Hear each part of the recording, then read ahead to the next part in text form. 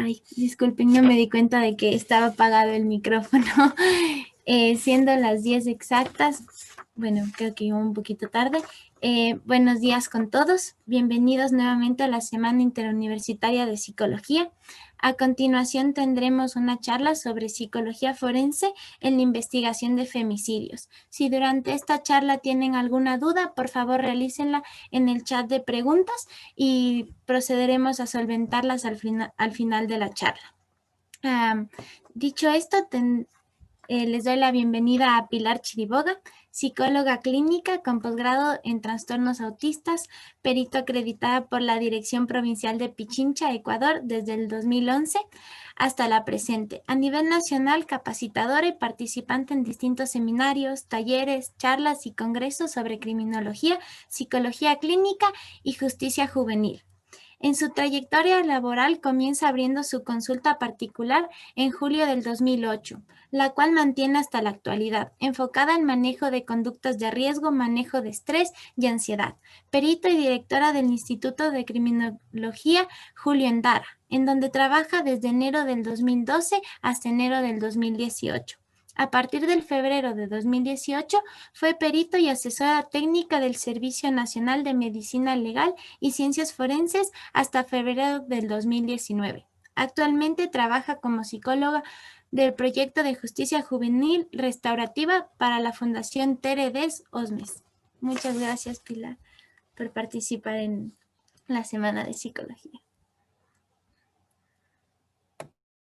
No, muchas gracias a ustedes por la invitación. Realmente me encanta siempre que hay estos espacios y poder compartir un poco de todo lo que leíste que me ha dado la experiencia. Así que, bueno, el tema de ahora es justamente cómo enfocar el tema de la investigación a nivel de femicidios. Entonces, una de las cosas que quisiera que como que se concentren un poco es en la imagen que está ahí, que es un dibujo que parece todo un laberinto y que está lleno de colores y de formas, porque la investigación en temas de femicidio justamente pareciera que fuera como un laberinto, pero cada forma tiene una razón de estar ahí.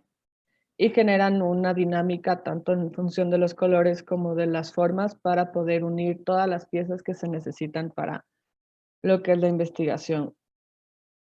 Antes de pasar a la psicobiografía, una de las cosas que es bastante importante entender sobre el tema de femicidio es que, claro, ONU Mujeres habla sobre femicidio o feminicidio como si fueran sinónimos, pero justamente hay una diferencia en legal.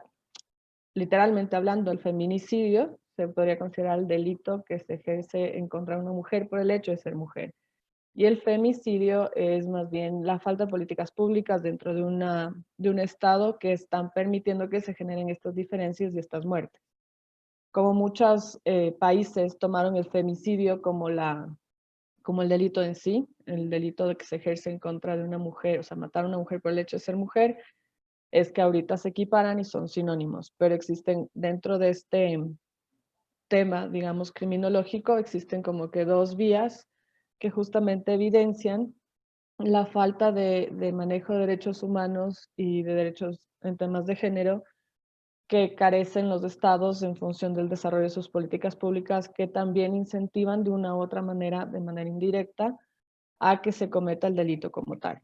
Entonces, una vez explicado esto, creo que una de las cosas que es súper importante entender es que para la víctima lo que se maneja, lo que se trabaja es lo que se llama una autopsia psicológica. Las autopsias psicológicas aparecen justamente en el ámbito jurídico y forense en base a temas de homicidio cuando había una presunción suicida, ¿ya?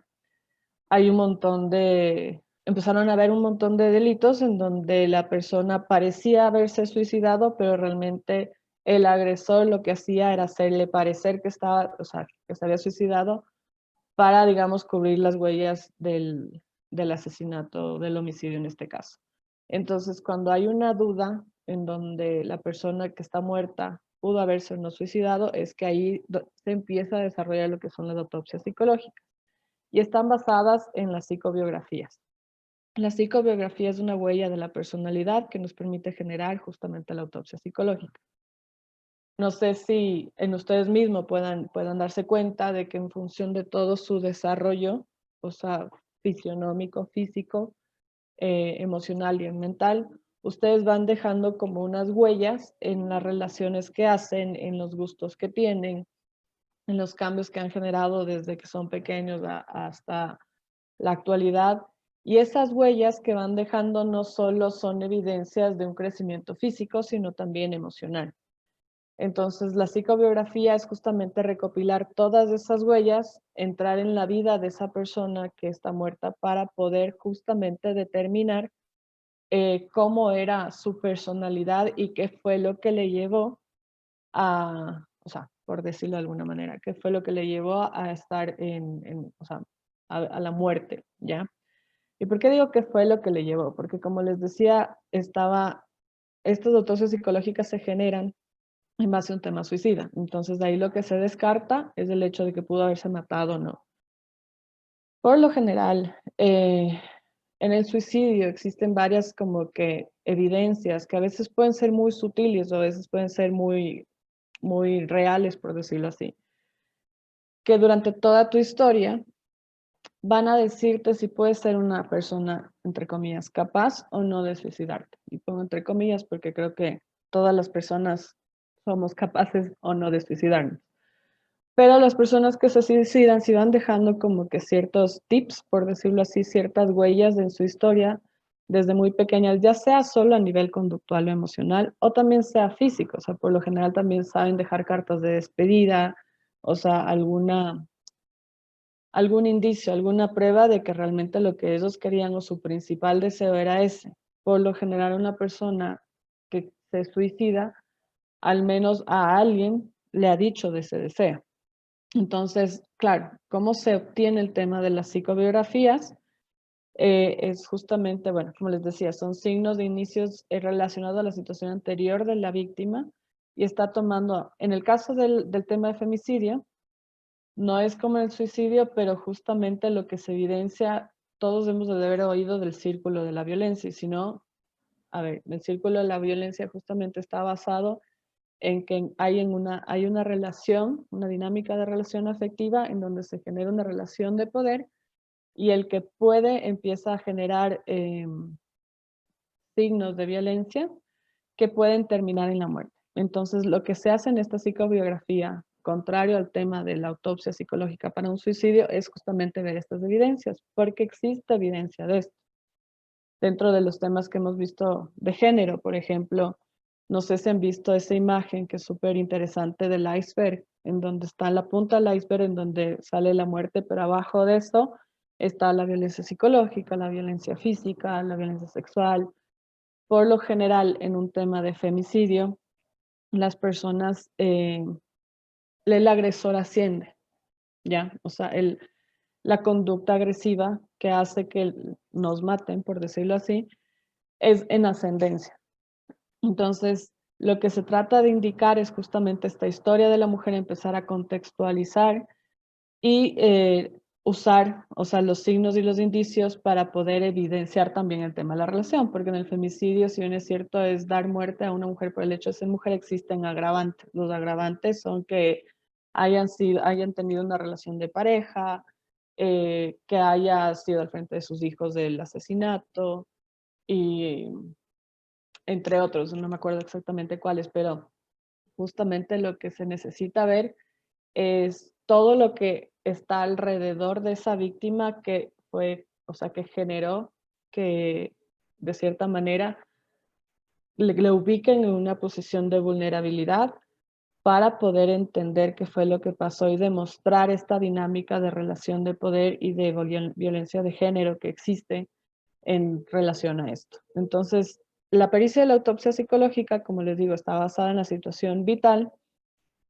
antes de un hecho violento, está hecha en función de las psicobiografías y es sumamente importante ver cómo se maneja la salud mental, sobre todo de los últimos meses de vida de la persona para poder evidenciar lo que es la violencia que sufrió. También está hecha en función de entrevistas a todos los familiares que han estado alrededor de esta persona, a todos los amigos, si tienen Facebook, Instagram, Twitter, no sé, TikTok, ni todas las redes sociales que hay ahora, se debe tener acceso justamente a eso para poder ir determinando qué es lo que pasó.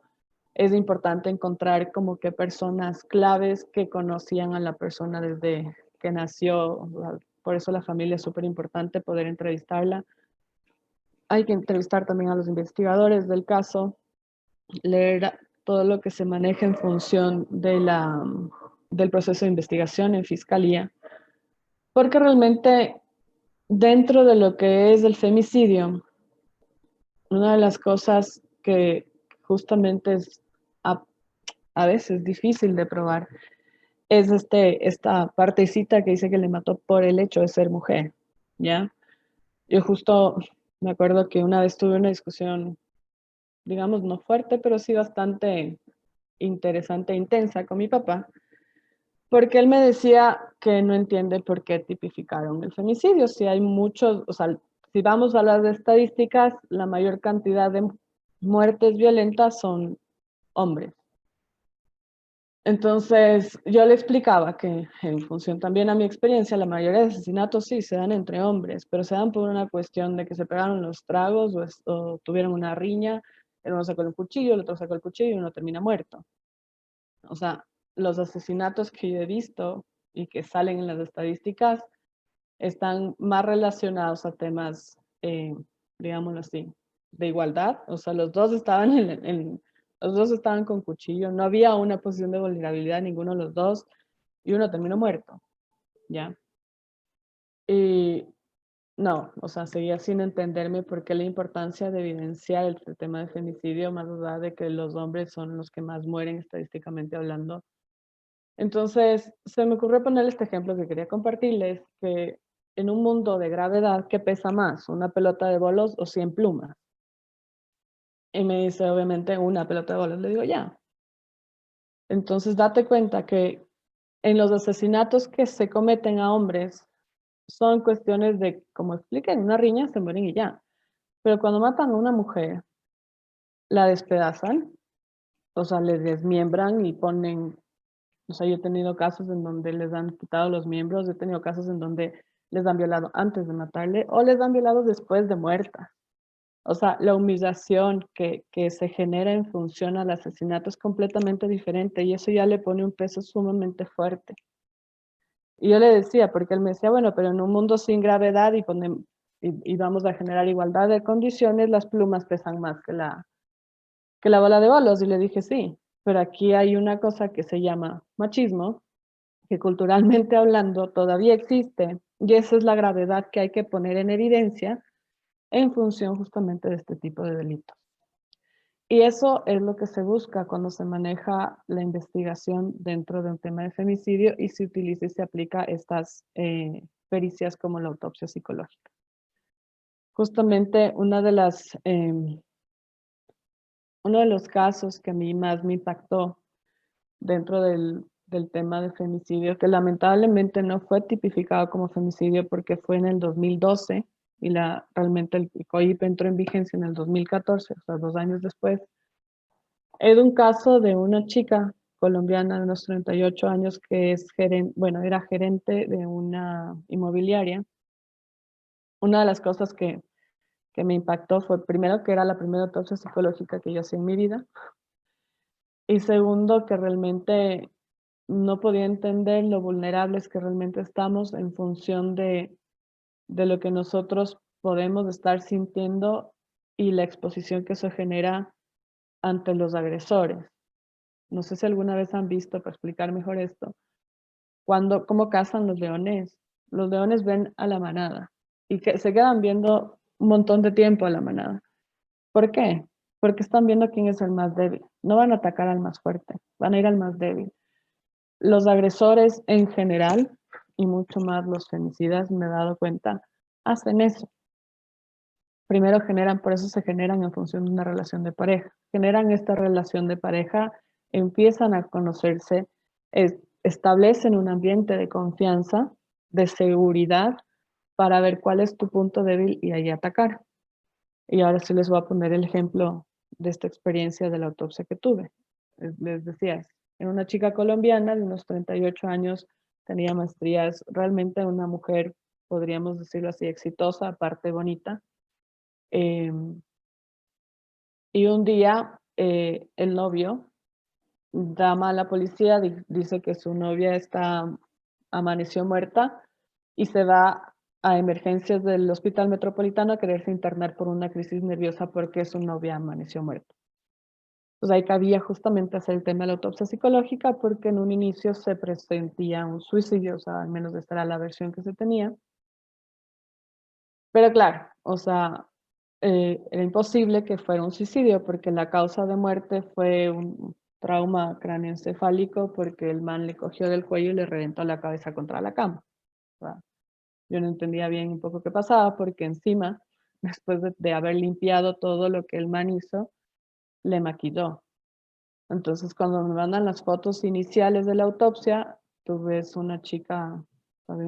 Una contextura gruesa facialmente, pero luego me mandaron las fotos de cuando liberan el cuerpo y realmente no es que era gruesa facialmente, sino que estaba, o sea, perdón la expresión, hecho piñata su cara, por justamente cómo fue la agresión que ella vivió. Entonces, claro, empecé a investigar un poco sobre la vida de ella y mi pregunta principal era cómo alguien tan inteligente, tan bonita, tan exitosa, cae con un tipo así. O sea, cómo alguien como yo, por decirlo de alguna manera, está muerta de esa manera. Y ahí me di cuenta realmente la vulnerabilidad que existe en función del tema de género en nuestro ambiente y en nuestra sociedad. La mayoría de delitos que se denuncian provienen de estratos sociales bajos por lo general. Entonces esto era un tema un poco complejo porque aparte era un boom a nivel social en el estratus alto. Es más, lo primero que el agresor hizo fue contratar un montón de abogados para que quiten de todos los medios la noticia de la muerte por justamente el impacto social que tenía, porque este man era dueño de una fiduciaria.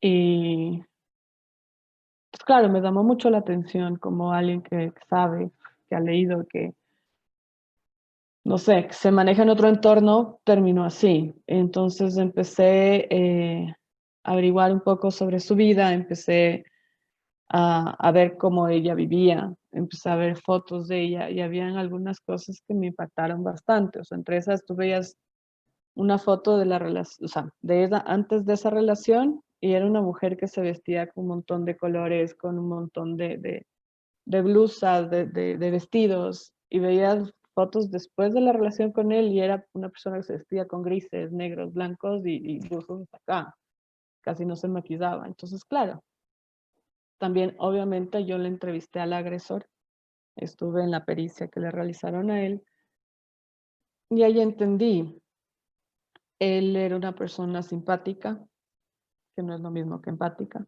Los simpáticos son aquellos que cuando se ponen en los zapatos del otro piden su talla. Ya, los empáticos más bien se dan cuenta que el pie del otro es chiquito y que es complejo caminar así, o, pero no piden su talla. Y esa es una enorme diferencia porque es bastante sutil. Y a veces creemos que las personas simpáticas también son empáticas, pero no. Entonces, claro, él era súper simpático, era, digamos, así, exitoso. Él supo cómo conquistarla, ¿ya? Y claro, más allá de entender el perfil del agresor, todavía sigue sin entender cómo ella llegó a ese punto. O sea, con esto no me malentiendan, no es que la víctima se ubica en esa posición, no, para nada, pero quería saber cuál era su vulnerabilidad emocional para poder entender qué fue lo que pasó. Entonces, claro, entendí que ella era colombiana, vino acá en representación de una firma inmobiliaria a ser la gerente general de la firma, pero venía de una estructura familiar nuclear bastante fuerte. O sea, yo me identifiqué mucho con eso porque en nuestra sociedad la familia, los papás, o sea, siguen siendo personas importantes. No es como en Estados Unidos que a los 18, chao y gracias. No, acá todavía seguimos por poco. Hay gente que sigue viviendo con los papás y tiene 40 años, por suerte yo no, pero seguimos en esa dinámica, me explico. O sea, la estructura familiar nuclear sigue siendo gran parte, sigue teniendo peso e importancia en nuestras vidas. Y en esa tenía de esa manera igual, porque desde que empezó a trabajar acá, todos los fines de semana, feriados o vacaciones que podía tener, lo primero que hacía era irse a Bogotá donde su familia. Entonces, claro, ese desapego, o sea, ese desarraigo que se generó, en ella empezó a dar y estructurar unas características de dependencia emocional, que en esos momentos seguía poniendo en su familia, lo cual es normal y sano, por decirlo así, hasta cierto punto. Pero al generar ese desarraigo físico, esa dependencia emocional fue aprovechada por su agresor y ahí ya no fue sano. Ella extrañaba tanto a su familia que él le vendió una idea de familia que le hizo poner en una posición de vulnerabilidad extrema. De ahí, cuando empecé a investigar con las compañeras de trabajo, porque muchas amigas de acá ella no tenía, y había pasado un suceso que no entiendo por qué no, no generó a mayores, que él terminó en la unidad de flagrancia por un disparo que se le salió. Pues claro, o sea, entiendo por qué no fue a mayores, porque él tenía plata y justificó que estaba limpiando la pistola y que se le fue la bala, pero que nunca quiso hacerlo en función de una amenaza, ni mucho menos contra ella, cosa que no era cierto. De ahí esta amiga del trabajo ya empezó a notar que ella venía golpeada.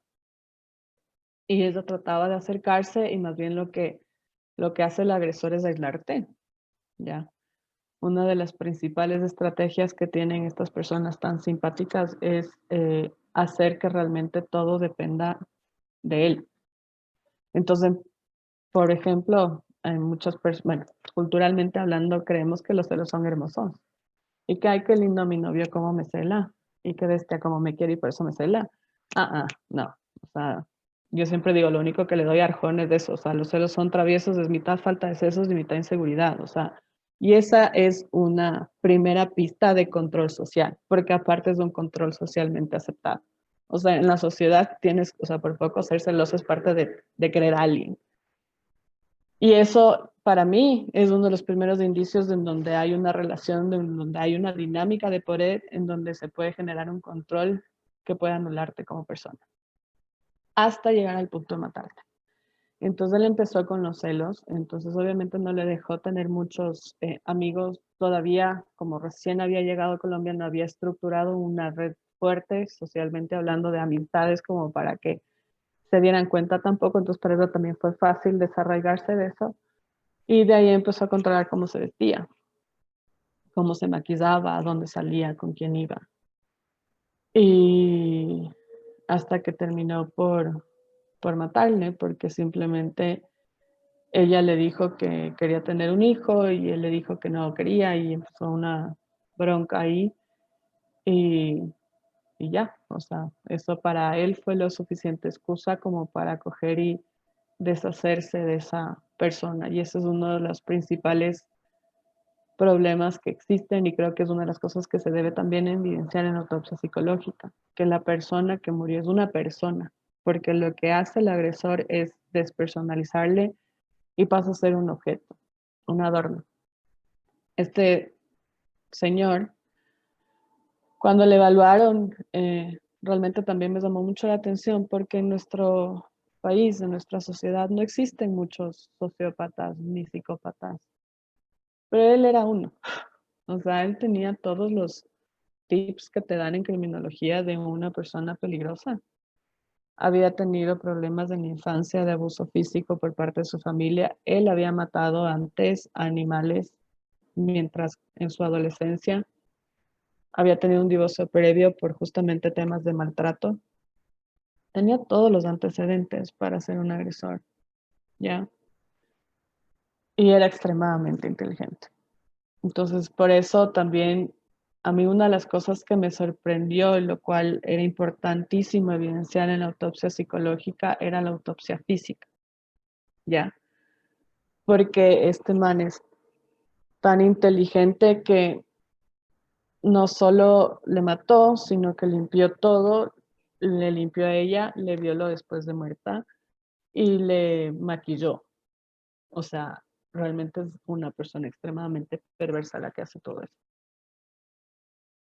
Y eso sí es importante poner, sobre todo en este caso, porque como el tema se dio por un tema de suicidio, había que evidenciar todo lo que la autopsia física te decía. O sea, habían golpes en todas sus partes del cuerpo. Obviamente lo peor los llevó su cara, pero era importante ver eso. Y realmente con ella, cuando yo analicé su personalidad, me di cuenta que tenía este tema de la dependencia emocional, me di cuenta que tenía rasgos obsesivos compulsivos bastante marcados porque como no tenía un orden interno en función a la relación que estaba viviendo, necesitaba un orden externo que se manifestaba en temas de ordenar la ropa por colores, de limpiar todo el tiempo la casa, de tener todo estructurado. Con esto no quiero decir que las personas que hacemos de eso tenemos problemas, no, pero eh, como siempre digo, todos tenemos rasgos, la diferencia es lo que hacemos con ellos y cada uno tiene diferente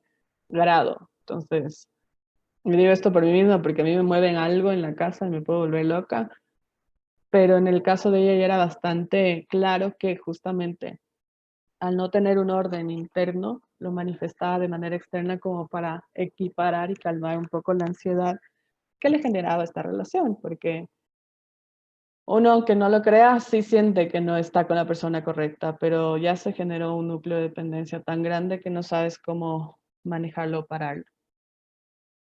Y ahí vienen lo que son las consecuencias justamente de lo que es la violencia de género. La OMS en el 2002 pone justamente en evidencia la importancia de la salud mental en cuestiones de violencia, sobre todo en temas de género. Entonces, una de las cosas como se describe o define la violencia de género es que se sufre en el propio hogar y que se ejerce por la persona con la que se mantiene una relación afectiva, ¿ya? Esto apoyado por justamente las circunstancias socioculturales que hacen que la mujer llegue a sentirse responsable de lo que está ocurriendo. Y eso pasaba mucho con esta chica, al menos la amiga que me contaba cuando llegaba con los golpes, le decía, ¿pero qué pasó? Y la mamá decía, no, es que yo le hice enojar. Y eso es un discurso muy común cuando tú trabajas temas de violencia de género. Una de las valoraciones que más me impactó cuando yo recién empecé a ser perito fue de una señora que había ya vivido más de 20 años con su marido. Habían tenido problemas para tener hijos, pero bueno, a la final lo logran. Y ella había sufrido maltratos físicos y psicológicos y sexuales desde más o menos los 5 años de matrimonio hasta el día que llegó a la evaluación. Y claro, una de las cosas que yo siempre digo es como, por qué no paran? O sea, por qué la víctima no dice alto? O sea, qué necesitas para decir hasta aquí llegamos? ¿Me explico? Y me impactó mucho porque ella me dijo, yo decidí poner esta denuncia porque por primera vez él quiso pegarle a mi hija. Y eso pasa mucho en el tema de género. Las víctimas tienden, o nosotros, o sea, también socialmente tendemos a justificar hasta que topan a alguien más, ¿ya? Entonces, realmente es un poco complejo ver una solución en ese momento y esto genera un gran impacto emocional en la persona que lo vive, ¿ya? Tomando en cuenta que esto también afecta a los hijos. O sea, si bien es cierto en el caso que les digo, esta señora dijo, yo le puse la denuncia porque quiso taparle a mi hija, esa hija igual crece en esa dinámica. Una de las cosas que yo siempre he tratado de evidenciar, sobre todo en temas de femicidios, qué pasa con los guaguas. Porque lamentablemente, de lo que yo he visto, de los casos que me han llegado, o les matan o terminan mal, porque los guaguas, claro, si su mamá está muerta y su papá está preso, se va donde los abuelos. Si se va donde los abuelos maternos, el papá se convierte en un monstruo. Si se va donde los abuelos paternos, la mamá es una monstrua. O sea, y esos guaguas crecen en una dinámica en donde su estructura base es bien dañina. Y muy poco se hace a nivel jurídico con estas víctimas, tanto así que les llaman víctimas secundarias, o sea, como, porque la víctima primaria es la mujer que murió. Cuando se me preguntan a mí, los que quedan son mucho más importantes, tomando en cuenta que aparte todos los derechos humanos te dicen que la atención prioritaria siempre va a estar enfocada en la niñez y adolescencia, cosa que no sé por qué aquí no mezclan o no entienden bien cómo se maneja. Realmente es bien complejo porque crecer odiando a tu papá también genera repercusiones emocionales. Crecer viendo cómo tus papás se maltratan, se sacan la madre o se gritan o se ofenden, también generan repercusiones a nivel emocional. Una de las cosas que yo siempre digo es que hay que trabajar en la víctima porque una víctima mal trabajada es un potencial agresor. Pero también hay que entender que sin víctima hay agresores, sin agresores no hay víctimas. Entonces también hay que trabajar en los agresores porque si no igual el ciclo no se va a romper nunca. Y uno de los agravantes, por eso les decía en el tema de femicidio, que si es que la agresión pasa al frente de un menor. Y es absurdo porque ahorita que me pongo a pensar, los agravantes solo dicen que si es que la agresión pasa al frente de un agresor, pero no dicen si es que el agresor también mata al niño. Entonces, medio complejo. Es un montón también hay que darse cuenta que produce un montón de alteraciones en la conducta a nivel emocional y físico que también están dentro de un estado de salud. Hay un montón de personas que un poco justifican el tema de la violencia de género porque muchas víctimas desarrollan trastornos de la personalidad. Y ya, si el discurso es, no, yo no le he hecho nada, la man está loca, imagínense con un diagnóstico. Entonces empiezan a perder credibilidad las víctimas porque ya están locas y certificadas. Cuando realmente lo que justamente produce el trastorno de la personalidad es el hecho de haber sido víctima. Entonces es súper importante entender que las consecuencias que se dan a nivel psicológico en la violencia de género es depresión, entre otras, ¿no? Baja autoestima, reacciones de estrés, consumos de sustancias tóxicas, porque también otra de las cosas que dicen, pero vean, la man era una borracha. Y estrés postraumático, yo me acuerdo, bueno, digamos que en mi experiencia yo he valorado más a agresores, ¿ya? Se ha hecho más rasgos de personalidad para temas de, de femicidio que autopsias psicológicas, pero es impresionante porque, digamos, de 10 valoraciones que he hecho a agresores, 8 me han dicho, porque los otros 2 no me han hablado, me han dicho que lo han hecho porque se sintieron atentados contra su virilidad.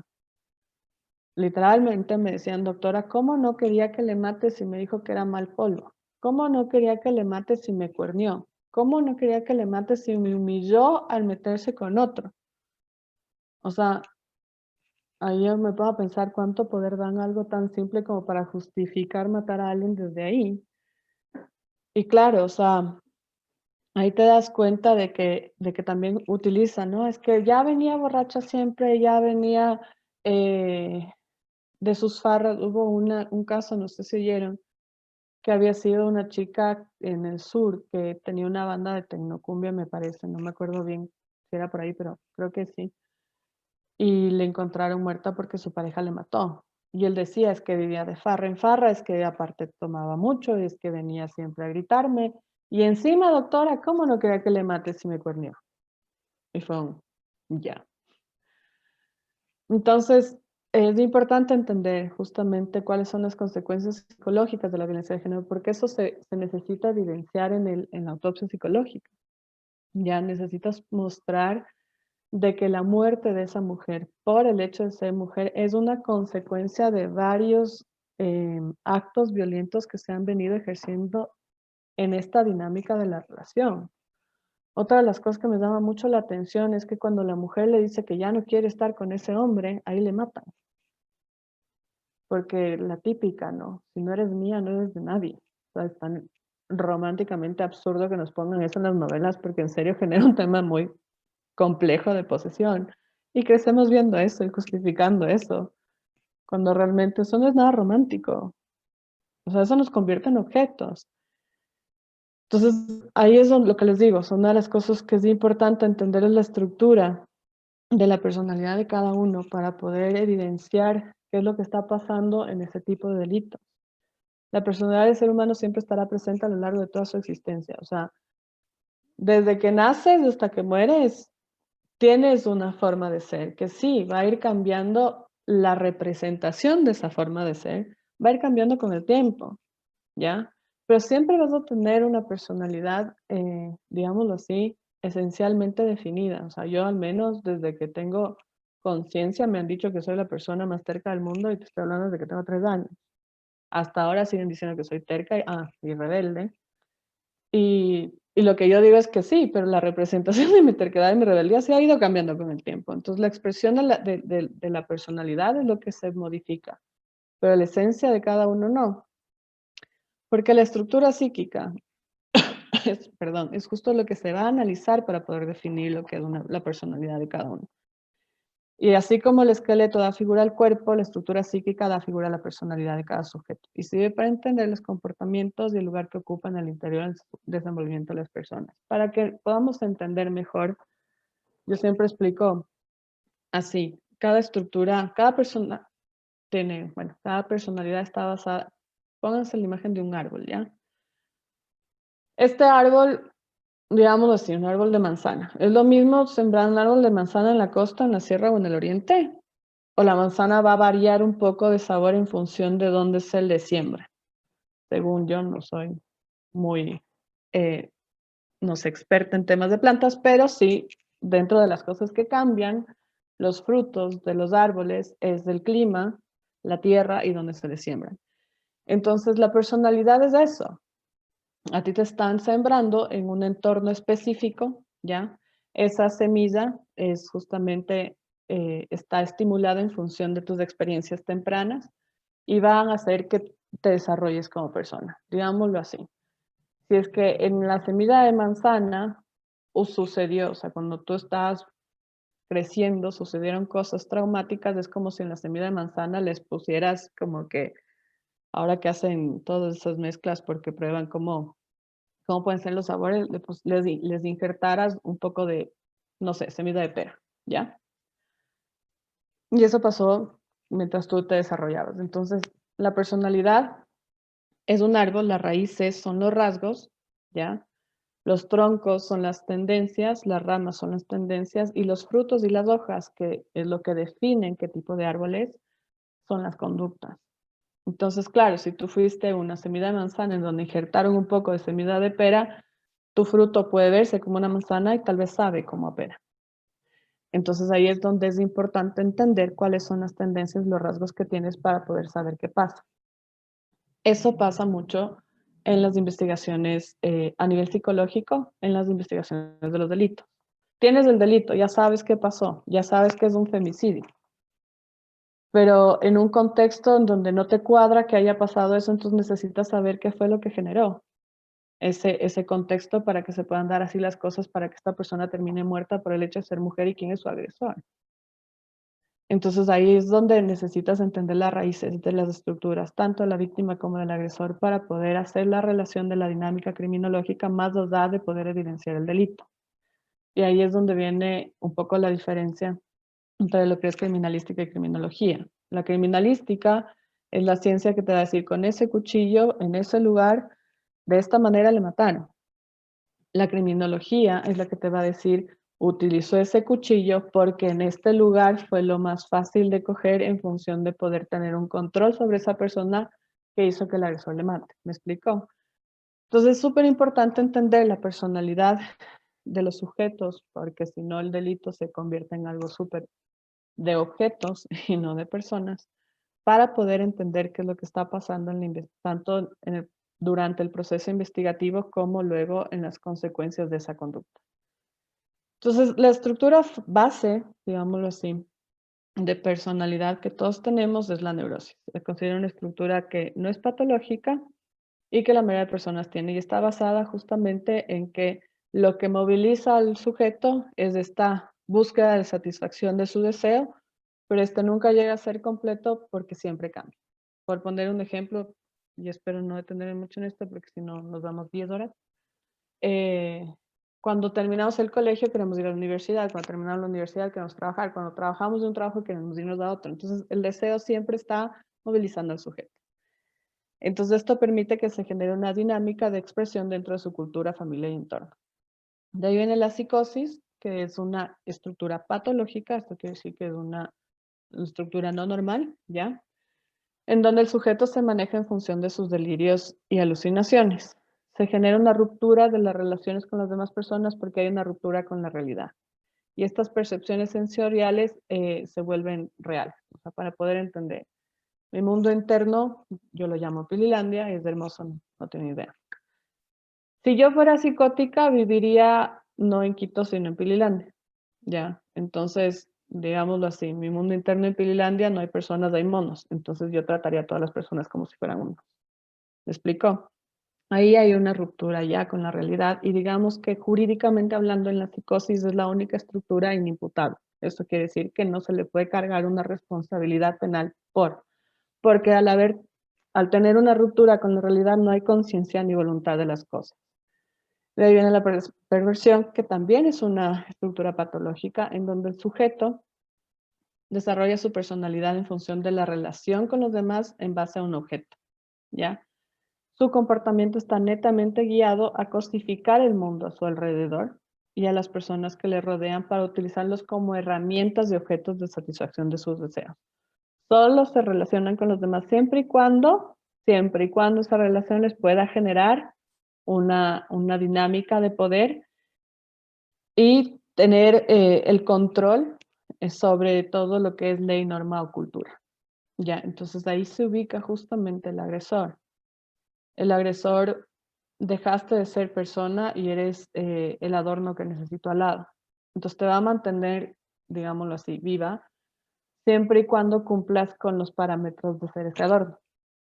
Mientras más persona te le muestres a él, más peligrosa te siente, por ende, más agresivo se va a poner. Entonces sí es súper importante entender esto, porque como les decía, en la investigación de un femicidio, las bases psicológicas, tanto del entendimiento de quién es la víctima como de quién es el agresor, es justamente la que va a generar la relación para poder dar no solo la tipificación del delito y sus agravantes, sino la responsabilidad penal que se requiere analizar para justamente manejar los procesos de rehabilitación y las consecuencias de este delito. Entonces, como les digo, yo me puedo ir de largo, pero para poder dar paso, no sé, a preguntas, comentarios, quejas, lo que quieran, pues ya nos queda creo que 20 minutos o menos. Eh, Les agradezco por haberme puesto atención. Estoy a la orden. Ya, perfecto, muchas gracias. Sí, justo tenemos bastantes preguntas. Leslie Benalcázar pregunta, dice que al principio de la charla hablaste sobre las psicobiografías y cómo estas funcionan en base a la entrevista de quienes son cercanos a la víctima. Pero ¿cómo se hace si, por ejemplo, se encuentra un cuerpo de una mujer en una zarca sin identificaciones y al momento de tomar y analizar las muestras de ADN no se tiene registros de ella ni de ningún familiar?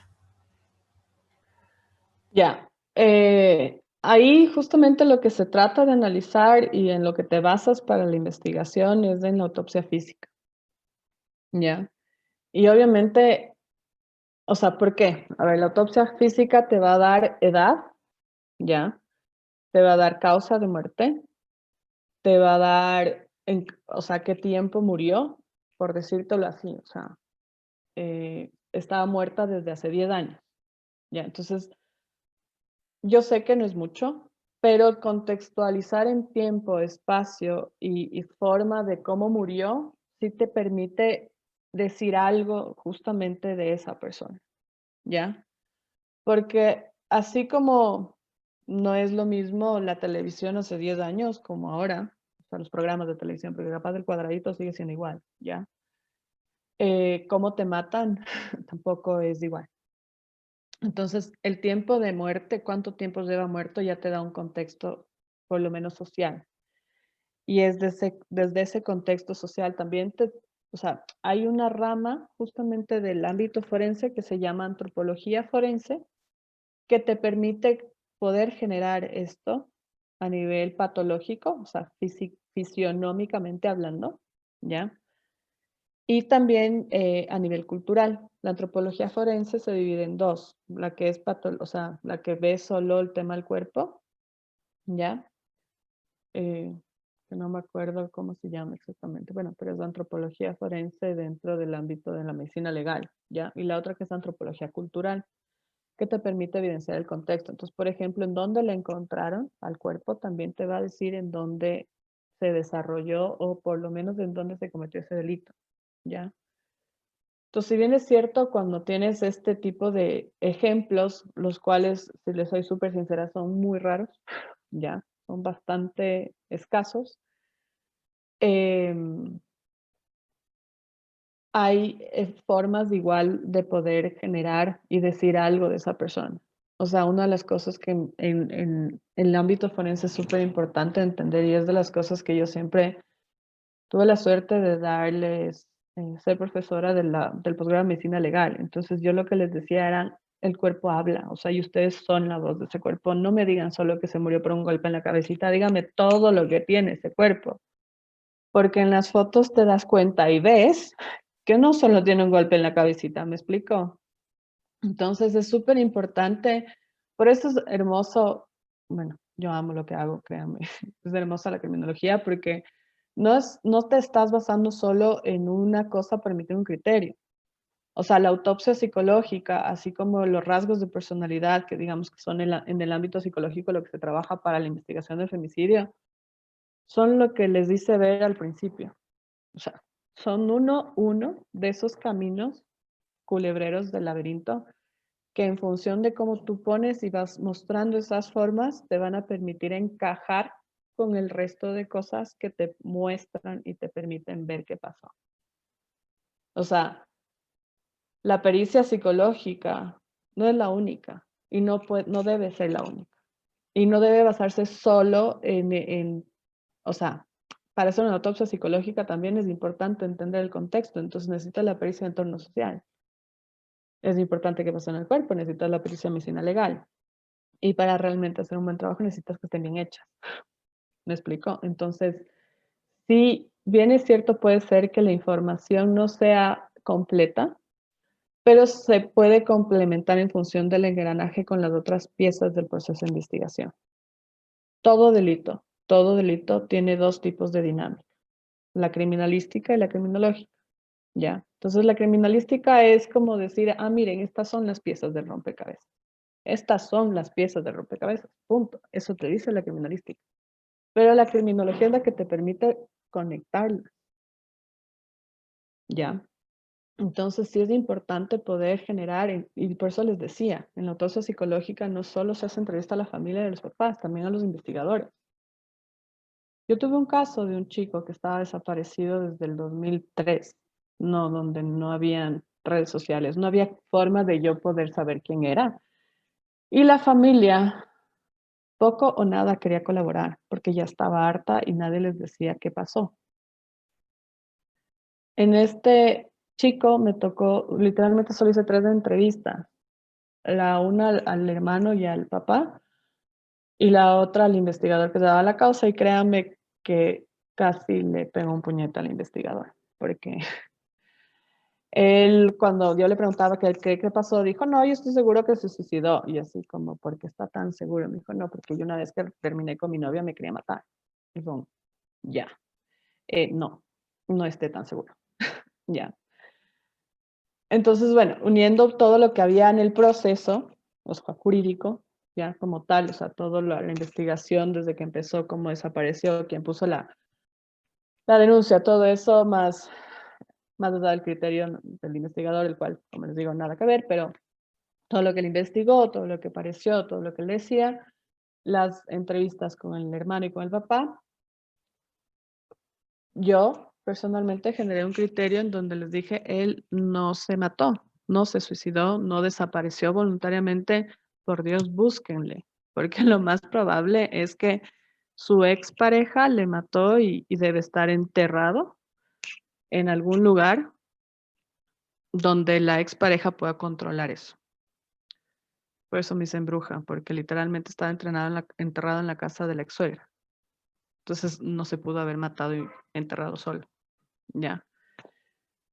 Entonces, ¿me explico? O sea, si bien es cierto, pueden pasar estas cosas, son muy escasos los casos de esto.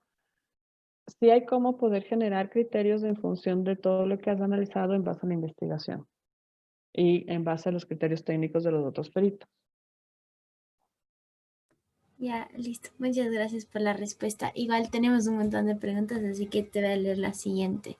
Es, ¿crees que con un sistema penal menos corrupto o no corrupto, estos casos se podrían evitar? Se refería a los casos de femicidios, sabiendo los antecedentes de la persona, ¿o crees que estas personas peligrosas son tan inteligentes que no se van a dejar detener?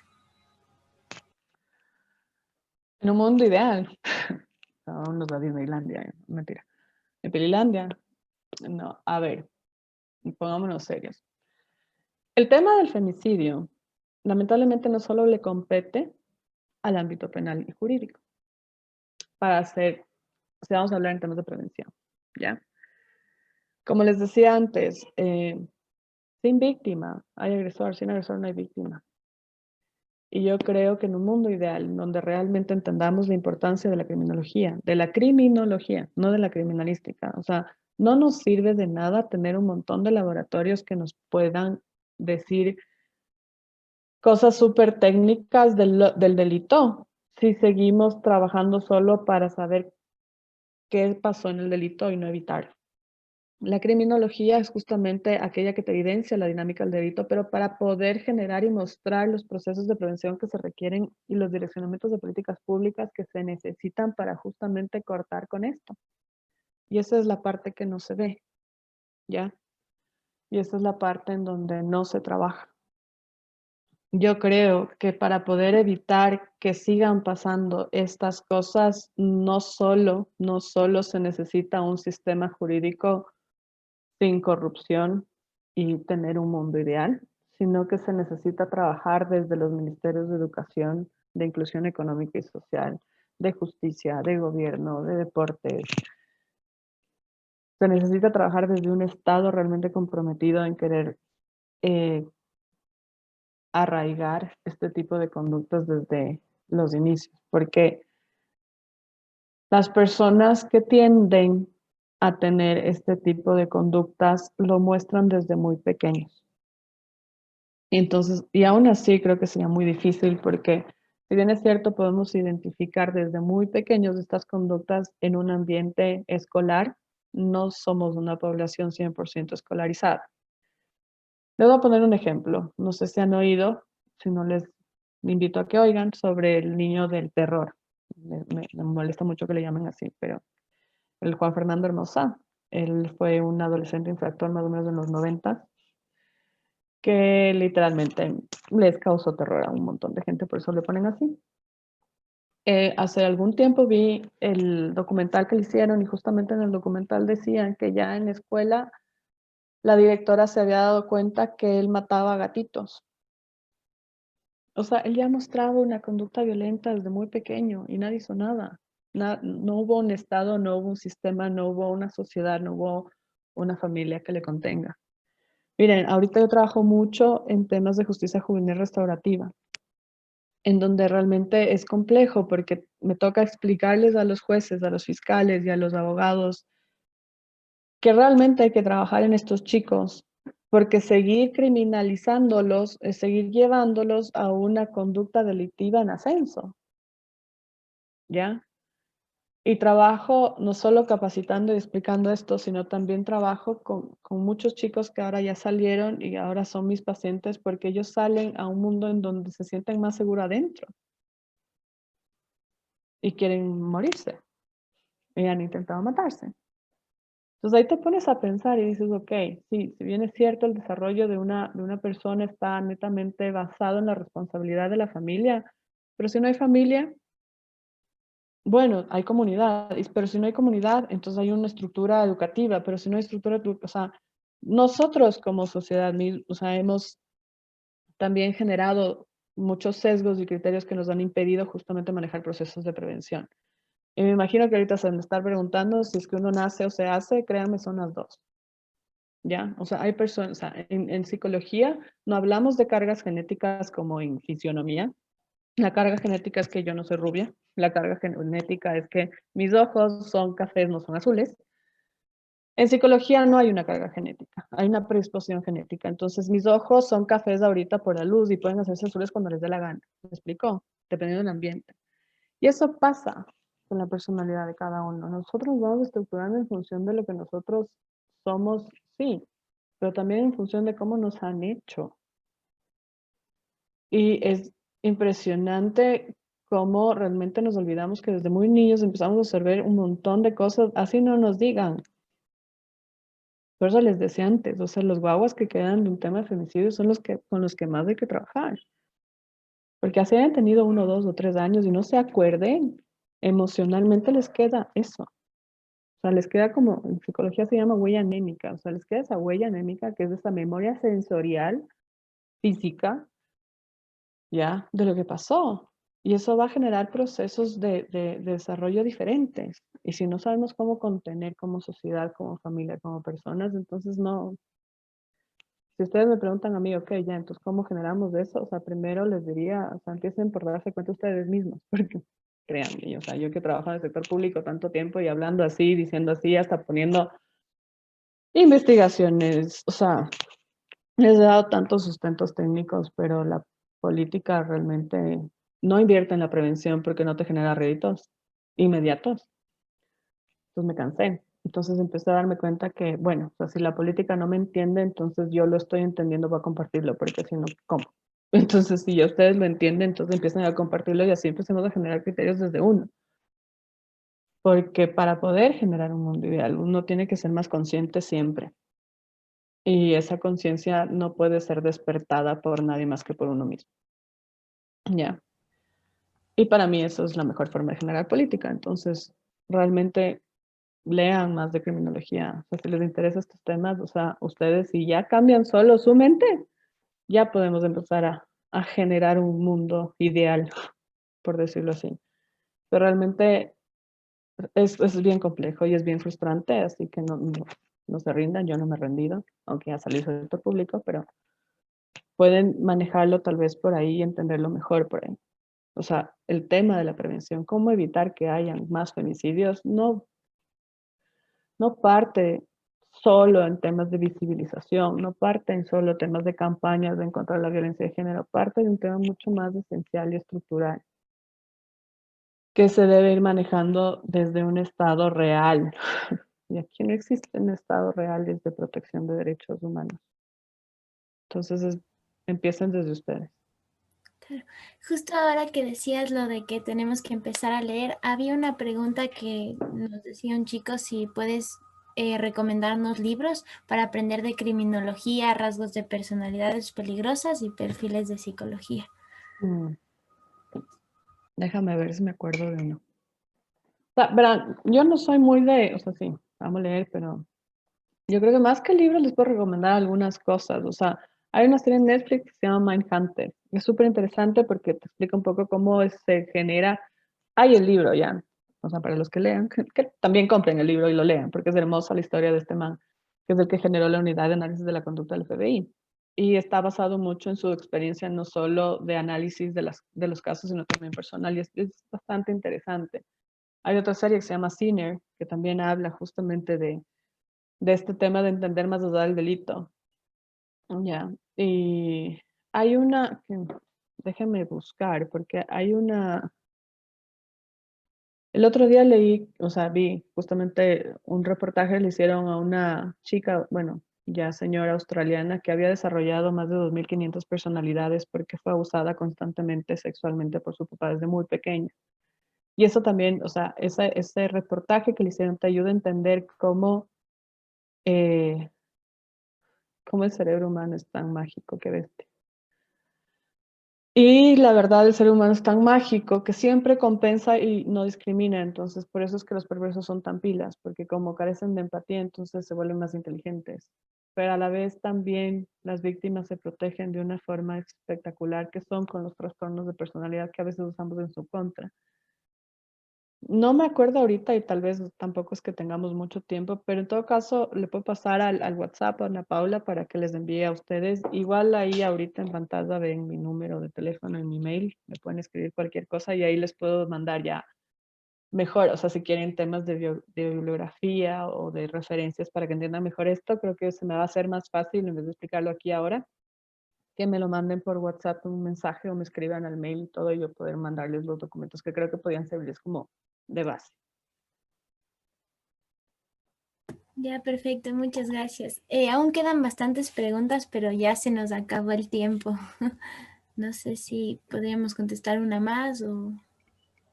O sea, por mí yo tengo unos 20 minutos más si quiere. No sé Mm, ustedes, porque si no... O sea, igual si no alcanzamos a contestar las preguntas, me escribe, no, no quiere.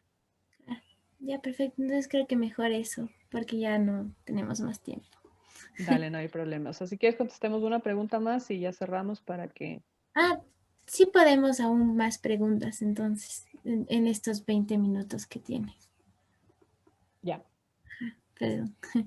Ya, entonces la siguiente pregunta era cómo se elabora y qué elementos básicos debe tener un informe de peritaje psicológico. El de la autopsia psicológica, o sea, a ver, todo informe pericial debe tener la metodología. Ya, o sea, no, debe tener el objeto de la pericia, la fecha, obviamente, los datos personales, la metodología y las conclusiones. Todos los informes periciales. Y en la autopsia psicológica tienes la metodología, digamos como que una leve contextualización de referencia, o sea, como una anamnesis, se podría decir, de quién es la persona que estás evaluando. Y yo siempre he dividido, para poder explicar la personalidad de cada uno, entre área intelectual, área afectiva y área social. Y de ahí las conclusiones y las recomendaciones. Entonces, eh, en las valoraciones psicológicas está estructurado más o menos igual, ¿ya? Pero obviamente lo que va, o sea, en las valoraciones psicológicas, como la persona está viva y le puedes evaluar directamente, entonces en las valoraciones psicológicas lo que va son los resultados del test. En las autopsias psicológicas lo que van es los resultados de toda la investigación psicodinámica que vos hiciste, psicobiográfica que tú hiciste. Entonces, las recomendaciones en las autopsias psicológicas es que se realice una pericia de antropología cultural, por ejemplo, o que se realice una pericia de contexto, ¿ya? Porque no puede recomendar terapia, ¿ya? Eh, O si vas a recomendar terapia, pues se recomienda que se realice, que se tome en cuenta que es necesario terapia psicológica para los familiares de la víctima. ¿Por qué es importante esto en las recomendaciones? Porque jurídicamente hablando no solo se sentencia en teoría con cuántos años de cárcel te vas, sino también con un tema de reparación no material y material también. Entonces la mayoría de agresores no solo tienen 20 años de cárcel, sino que tienen que pagar una indemnización de $10,000 y se debe hacer un reconocimiento, digámoslo así, unas disculpas públicas. Yo creo que el mejor ejemplo para entender la reparación no material, no sé si vieron el caso Ampetra, que era de un colegio que había un profesor que había usado sexualmente de algunos niños, y en la sentencia como tal, se pide que se haga una placa de reconocimiento de esas víctimas para la visualización de lo que es el abuso sexual en el ámbito educativo. Y también en la sentencia se dice que se deben manejar políticas públicas desde el Ministerio de Educación en referencia justamente a un control de este tipo de dinámicas que se dan. Esa es la parte no material. Entonces, en ese sentido, sí es importante también poner en las autopsias psicológicas las recomendaciones para los tratamientos de la familia, de los hijos, y quedan hijos y cosas así. En la de valoración psicológica, yo igual, ya sea agresor o víctima, yo pongo siempre recomendaciones porque se necesita trabajar en el agresor. Entonces yo desde que soy perito pongo y siempre me han preguntado, pero ¿por qué pone recomendaciones para el agresor? Y yo digo, porque necesita terapia. Y si vamos a darle 20 años de cárcel, ¿qué les cuesta a los jueces poner en dónde se trabaje y la recomendación? Los rasgos de agresividad, ¿me explico? Entonces, más o menos así están estructurados los informes a nivel psicológico, pero también, como les digo, depende mucho del perito y de dónde estás trabajando. ¿Por qué? Porque por ejemplo, en la fiscalía, las valoraciones psicológicas tienen que tener de ley la versión de los hechos. En mis informes yo me niego a poner versiones porque es revictimizante y porque eso tiene que manejarse desde otro lado. Ojo que si es que yo en la entrevista me entero de algo que puede servir para la investigación, le llamo al fiscal y le digo, no lo pongo en el informe, porque tú eres perito en psicología clínica, no eres investigador. Entonces lo que va en el informe es la parte técnica, o sea, tu ciencia. Ser perito es eso, o sea, es ser un experto en tu arte, oficio y ciencia. No es, no es nada más que eso. Entonces, o sea, no te puedes poner en posición de juez, no te puedes poner en posición de fiscal ni de investigador, aunque te intenten poner ahí. A mí me ha pasado muchas veces en las audiencias que me dicen, doctora, según su experiencia, entonces el perfil que me está diciendo del agresor es de un violador. Y es como, no voy a responder eso, por más que sepa que sí. Porque el decir que sí hace al juez decir de una, entonces el delito es violación. Y eso no está, eso es emitir un juicio de valor. Eso creo, básicamente.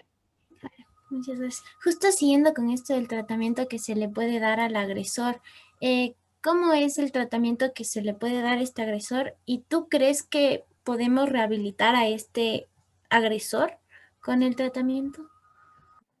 A ver, yo creo en la rehabilitación, o sea, yo personalmente creo que puede existir rehabilitación social en los seres humanos,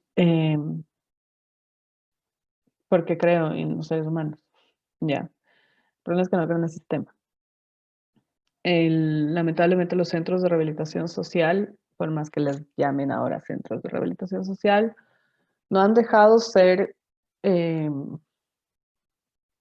sé cómo se dicen, escuelas del delito, ¿ya? Creo en la rehabilitación porque he visto que aún así, más allá del sistema que está completamente fregado, he visto gente que sale y sale bien. No por los recursos que le dieron adentro, o sea, no porque realmente recibe una terapia efectiva o porque, sino porque él manejó desde otro lado sus propios recursos también. Ahora, creo en la rehabilitación siempre y cuando se manejen en función de procesos técnicamente estructurados, por ponerte un ejemplo. Si nosotros de rehabilitación social, nosotros seguimos mezclando, digamos, los simoros con cristianos, o sea, trastornos con rasgos, no vamos a tener nunca un cambio de la modificación, o sea, no vamos a tener nunca, no vamos a dejar de ser escuelas del delito. Se trabaja mucho en los centros de rehabilitación con la modificación de conducta y te juro que les doy, o sea, sí hay modificación de conducta, porque es súper interesante ver cómo un violador ya no viola, ahora asesina. Ya, o sea, es una modificación de conducta, pero no es una rehabilitación real. Una de las cosas que yo propuse en el 2013, cuando pude, a la ministra de esa época, fue que deje de hacer estos centros de rehabilitación social, los regionales, ya que hay tres hermosos, uno en Guayaquil, uno en Cuenca y uno en Quito, bueno, en la Tacunga, y haga un solo centro, uno. No necesitamos más a nivel nacional, psiquiátrico de alta peligrosidad. Y me dijo, no, Pili, ya para eso estamos haciendo pabellón. Le digo, no. O sea, si tú sigues metiendo psicópatas, sociópatas, con neuróticos, los neuróticos van a empezar a volverse psicópatas y sociópatas. Porque a los psicópatas, a los perversos les encanta tener séquito, ¿cachas? O sea, les encanta tener quien les siga. Y los neuróticos somos tan hermosamente frágiles que nos dejamos llevar nomás. Psicológicamente hablando, no sé si han oído esto de que el sujeto en la masa se disuelve. Por eso cuando vamos al estadio somos capaces de decir todas las malas palabras del mundo, pero cuando estamos frente a frente no decimos ni una. Ya. Lo mismo pasa si es que tú metes a un montón de gente que ya tiene conductas, ojo, conductas, no tendencias, no rasgos, conductas delictivas con personas que tienen rasgos delictivos. Y el ejemplo para mí más claro, no sé si ustedes sepan o se acuerden, pero antes de que se dé este tema del regional en Guayaquil, la cárcel de máxima seguridad era La Roca, y en La Roca estaba este personaje, para mi criterio, históricamente, criminológicamente, a nivel país, tan representativo que era el Oscar Caranqui. El Oscar Caranqui, él se creía el Pablo Escobar ecuatoriano, era un jefe del narcotráfico ecuatoriano.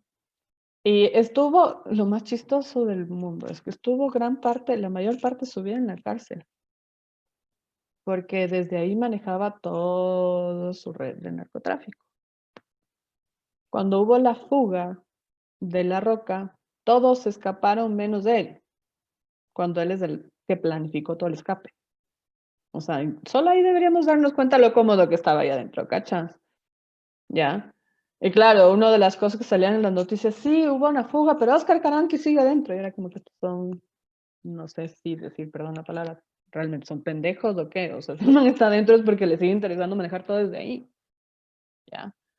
Yo me morí de las iras porque tuve la oportunidad de asesorar el traspaso de La Roca al regional y el jefe de, digamos, el director de La Roca le puso como ejemplo de rehabilitación al Oscar Caranqui. Y él no es rehabilitable, él era un sociópata. Él tenía un trastorno disocial grave.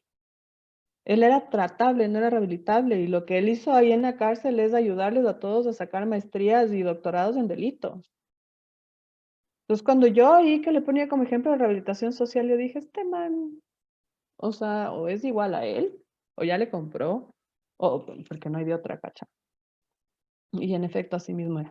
Una vez más, en esta pandemia salió que ya al fin se evidenció lo corrupto que era este director. ¿Me explicó? Entonces, realmente, sí, yo creo que la gente o sea, se rehabilita o se trata. O sea, los sociópatas se los trata.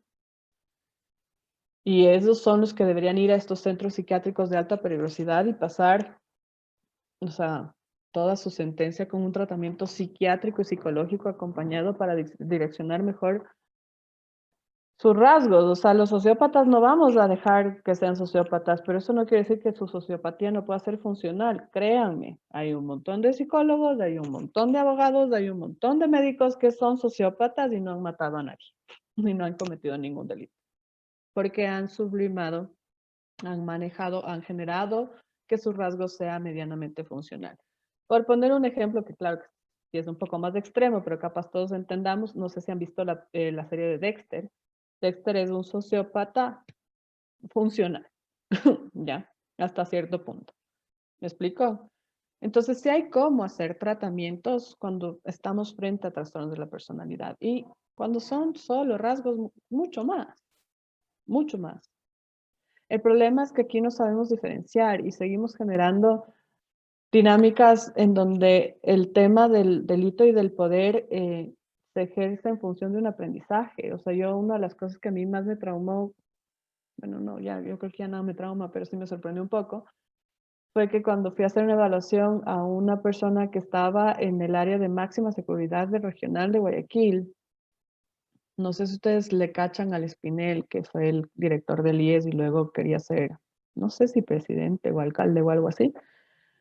Me encuentro con el man, o sea, pero bandoreándose como si fuera el que manejara el área, cuando él estaba preso. Era como que, ya, y esto es máxima. Y me doy cuenta que máxima seguridad es un lujo estar ahí. O sea, realmente la gente quiere ir a máxima seguridad, no porque realmente les tengan en serio vigilados, sino porque ahí hay colchones, televisiones, celulares, y está este man que les da todo lo que quieren, siempre y cuando hagan lo que él quiere. ¿Me explico?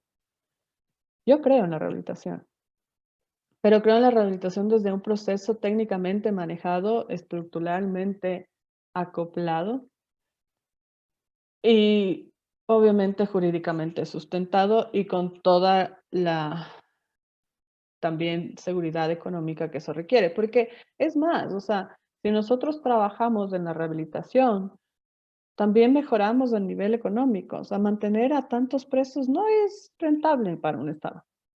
Y peor si les tenemos haciendo nada. Y los procesos de rehabilitación sí se pueden dar justamente en función de ir direccionando bien esos recursos para dejar de llenar las cárceles con presos y empezar ya a hacer procesos diferentes en ellos para permitirles un cambio y una reinserción adecuada.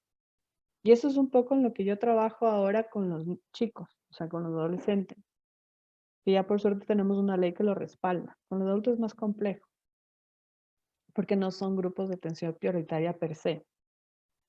Son grupos de atención prioritaria porque están presos, pero no entran dentro de la niñez y adolescencia, que ya son grupos de atención prioritaria per se. No sé si con eso les da claro un poco o les confundí más, sorry. Sí, está perfecta la respuesta. Otra pregunta era, ¿crees que los agresores en algún momento fueron víctimas? Y siguiendo con esto de la posición de víctimas, ¿crees que las hijas de unas madres que fueron víctimas van a seguir repitiendo este papel de víctimas? Verás, yo lo entiendo así. No sé si conocen, saben, no han oído de los destinos de la pulsión, que son 4. Eh, sorry que sea muy psicodinámica, pero esa es mi formación, entonces no puedo ir de otro lado. Ya, existen.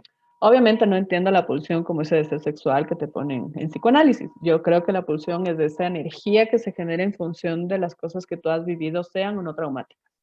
Ante las cuales tenemos 4 respuestas.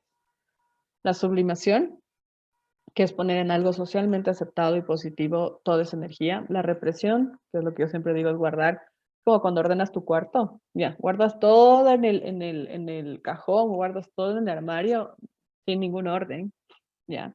Y en algún punto, cuando quieres seguir metiendo algo más, todo te cae encima, ya.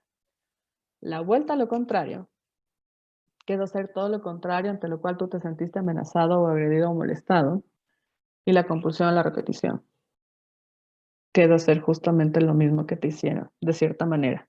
O seguirte, entre comillas, exponiendo a que te hagan lo mismo y una y otra vez porque no eres capaz de entender, superar, manejar el trauma. He visto, y es más, en la criminología te dice que dentro de las cosas, o sea, los índices de peligrosidad para poder definir a una persona como peligrosa, hay 3 básicos, ¿ya? El uno es que esta persona evidencie haber sido víctima de algún tipo de agresión, ya sea física, psicológica o sexual en la niñez, que muestre evidencia de que haya en su adolescencia o niñez matado algún animal y que tenga una inteligencia muy grande. Estas 3 cosas en criminología determinan a una persona como peligrosa. Entonces, realmente, sí, considero que muchas víctimas mal trabajadas son potenciales agresores. Y les voy a poner un ejemplo. En mi experiencia he valorado a 2 violadores en serie. Uno en Cuenca y otro acá en Quito. El de Quito es este que le cacharon en el Metropolitano del Sur, que le cacharon los guardabosques. Y obviamente más duda de que uno también es persona y quiere ahorcar a ese tipo de personas. Mi trabajo es entender. Entonces, cuando le entrevisté a él, me contó que él venía de, o sea, cuando él nació, la mamá le encargó a un tío la crianza y cuidado de él porque ellos no podían, los padres biológicos no podían hacerse cargo de él. Este tío realmente era súper agresivo físicamente, entonces él más o menos a los 9, 10 años se fue de la casa. Terminó en Riobamba, en las calles, mendigando y vendiendo caramelos, y una señora le adopta como su esclavo y le hacía hacer todo lo que ella necesitara, inclusive sexualmente hablando. A los 18 años, él se va de esta casa en búsqueda de su familia biológica, se encuentra con sus padres, al año de lo que se encuentra con sus padres, ellos mueren y él empieza a violar. ¿Me explicó? Realmente, o sea, ojo, ojo, y un ojo enorme. Entender no es justificar, para nada. O sea, uno como psicóloga, como perito, puede entender que fue víctima, pero eso no justifica la agresión. Y lo mismo pasa con este chico de Cuenca. A los 12 años, 12, 14 años, él se entera que fue adoptado. Esto genera una ruptura de la dinámica familiar en donde la mamá asume una posición de sobreprotección y el papá, que nunca estuvo interesado en este niño adoptado, ya desaparece de la dinámica. ¿Y por qué es importante entender que nunca estuvo interesado en este niño adoptado? Porque la figura paterna es la que genera justamente la instauración de la norma, de la ley, en nosotros desde muy pequeños. Entonces él ya, o sea, al padre ya simplemente desaparecer porque ya se cansó y nunca le interesó a este niño adoptado, le deja a este chico en esta confusión de su edad y todo, con este tema de que era adoptado y una mamá sobreprotectora que todo el tiempo le decía que no. Entonces él fija la edad de sus víctimas justamente entre los 12 y 15 años. Y él utilizaba a su hijo de esa edad para poderse acercar a las chicas. Pero realmente el man tenía una estructura extremadamente perversa y era muy cruel. Utilizaba unos pétalos de rosa con escopolamina para drogarles y hacer lo que él quería. Les filmaba. Tenía un grupo en donde mandaba los videos y toda la nota. Y me acuerdo que en esa audiencia una de las cosas que más me indignó y ahí me pregunté, ¿será que realmente el agresor es el único perverso o los abogados que le defienden también? Porque el abogado de la defensa decía que eran juegos sexuales consensuados entre menores de edad y el man, cuando habían imágenes en donde las manes estaban tiradas, o sea, acostadas en la cama, amarradas, y el man electrocutándole los pezones, o sea, algo estúpido, o sea, ya, demasiado. Entonces, claro, o sea, cuando yo analicé este caso, no le hice una valoración a él, me pidieron una pericia que se llama auditoría psicológica, que te piden que analices todo el expediente en función de todo lo que ha pasado. Entonces, la autopsia, o sea, perdón, la auditoría psicológica hace dos tipos de análisis, el teórico y el técnico. Entonces, el técnico habla sobre si están bien hechas las pericias, se usaron las técnicas previas necesarias, los resultados están bien, bla, bla, bla. Y el teórico es el que explica teóricamente toda la dinámica del desarrollo que generó el conflicto y el delito en sí.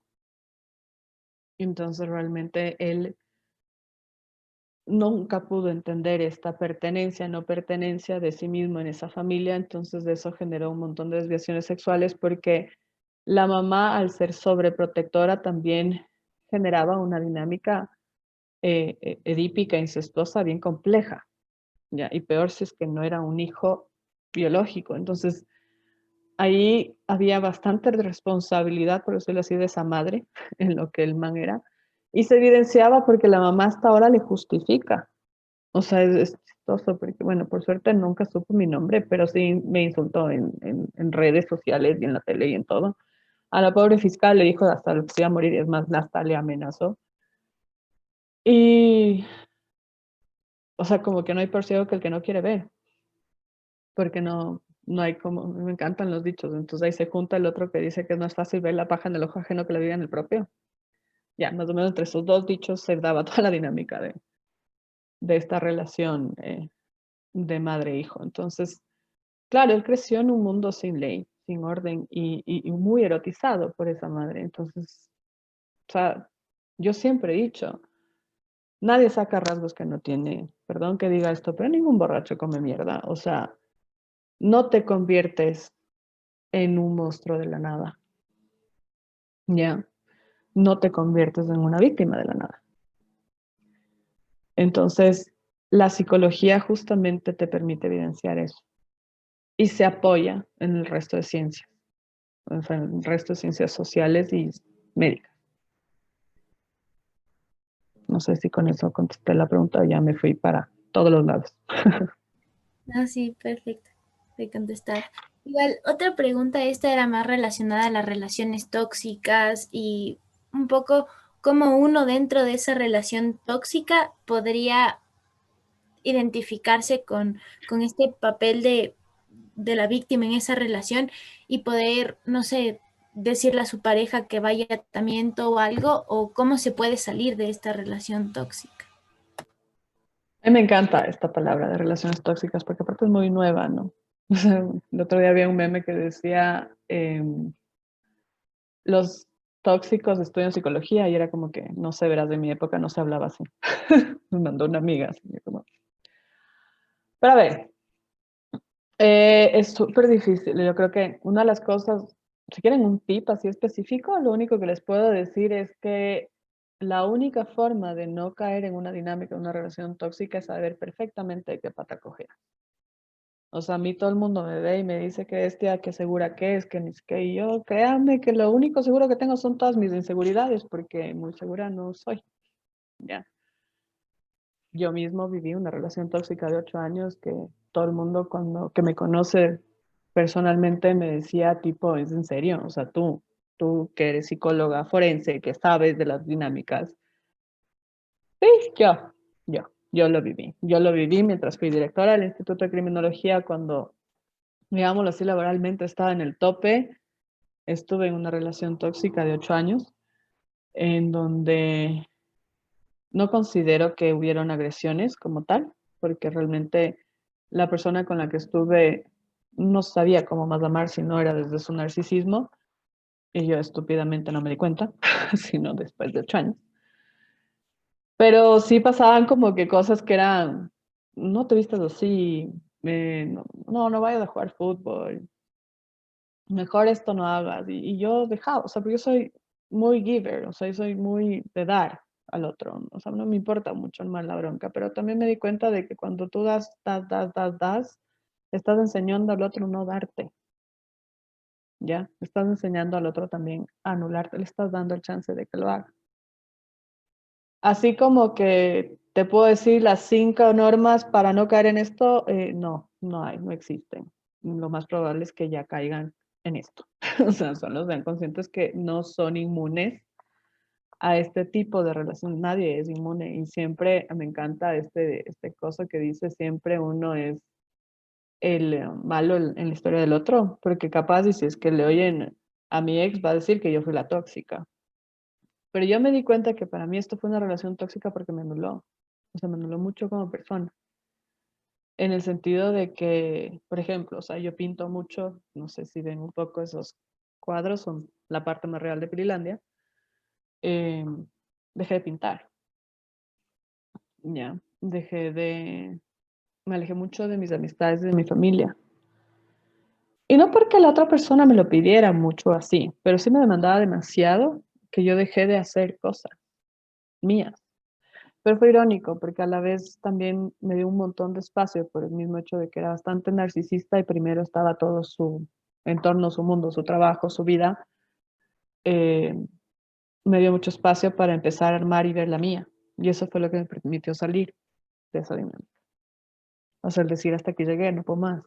O sea, yo estuve en una relación en donde no esperaba nada del otro, absolutamente nada del otro, y eso es tóxico desde mi posición, ¿ya? O sea, no puedes estar en ningún tipo de relación sin esperar nada de nadie. Y sí, yo soy una persona extremadamente autosuficiente. Las personas que me están viendo y me conocen saben que no soy muy de decir, por favor, aquí estoy, ayúdenme, véanme, porque y creo que muchos psicólogos somos así. Ya, y no está mal ser así. Pero lo que está mal es que por ser así te olvides de realmente lo que te importa a ti, lo que eres tú, lo que tú quieres y lo que sientes de ti misma. Yo llegué a sentir que en esta relación, si terminaba, no podía vivir, o sea, literalmente, o sea, como que, tipo, no puedo terminar porque no podría respirar, o sea, es mi todo, es mi mundo, es mi vida, y no era nada mío. Tú no eres de nadie, tú eres solo de ti misma. Entonces, no tengo idea de cómo darles tips para no caer en esto, pero sí les puedo decir que mientras más trabajen ustedes mismos en darse cuenta cuáles son sus propios miedos, inseguridades y cucos, es menos probable que caigan en este tipo de dinámicas de relaciones tóxicas como tal. Por ende, es menos probable que ustedes se pongan en una posición de víctima de violencia de cualquier tipo, así sea mínima o así sea grandota. Pero creerse que no, a mí nunca me va a pasar, creo que es el peor error que podemos tener, porque a todos nos ha pasado de una u otra manera, de algún grado u otro, o sea, desde el novio de la secundaria, el cual, ay, no sales con tus amigas porque yo tengo celos. Y uno, ay, sí, mi amor, qué hermoso como me amas, ya. Hasta cosas tan heavy como terminar muerto. Vaya, gracias por la respuesta. Igual la otra pregunta era más relacionada a tus estudios y era ¿cuál es el proceso para ser un perito acreditado y cómo fue tu carrera para prepararte y especializarte en psicología forense? A ver, los requisitos son realmente nada, o sea, tienes que tener 2 años de experiencia como psicólogo comprobable. Esto quiere decir que si tú te sacas un RUC apenas te gradúas y vas de taxista por el mundo y tienes 2 años de ese RUC, luego vas y te acreditas, así no tengas experiencia en lo forense, te van a acreditar, ¿ya? Porque realmente los requisitos son nada. O sea, tienes que cumplir solo los parámetros que te dicen ahí de entregar eso. O sea, necesitas 2 años de experiencia comprobable más tus estudios y ya. Eso no te asegura que puedas realmente hacer bien las cosas, porque igual luego del primer filtro, que es la carpeta para acreditarte, hay un curso de peritos donde sí ya necesitas saber más cosas y eso va filtrando un poco, realmente, pero no mucho. Entonces, realmente los requisitos son tan fáciles como meterte en la página web y ver. No es mucha ciencia. Como les digo, creo que el mayor requisito que tienen son estos 2 años de experiencia comprobables, porque no les importa eso si es que en los 2 años estuviste haciendo cursos, charlas, eh, formación en lo forense. Si no tienes un RUC que lo compruebe, una relación de dependencia que lo compruebe, no te acreditan. Lo cual me parece absurdo, pero así es. Ya me pasó con uno de mis colegas, por eso les digo. Y mi formación, ¿cómo les digo? O sea, siempre he tenido serios problemas con las normas y con las reglas. Entonces, ya que haya sacado mi título de psicóloga clínica, créanme, es full. Ya. Formación formal no tengo. Yo tengo mi título en psicología clínica, tengo mi posgrado en trastornos de autistas porque me enamoré del autismo de una manera, hasta ahora sigo enamorada, pero bueno. Y ahorita estoy estudiando criminología, recién voy en el primer semestre y ya tengo serios problemas con la materia de medicina legal porque odio la sangre. De ahí, ¿cómo es que me he autoformado? O sea, yo siempre les he contado a mis pasantes que a mí literalmente me dijeron, verás, ahí está la tierra, aquí estás en la nave, me botaron al mar abierto y me dijeron, chao, ni siquiera me dejaron boya. O sea, literal. Tipo, fue verás cómo llegas. Y no sabía nadar. Entonces me tocó aprender a nadar sola, me tocó aprender a llegar a tierra sola. Y me tocó aprender entendiendo que en el mar hay un montón de tiburones y un montón de pescaditos que unos te sirven para comer y otros te van a matar. Ya.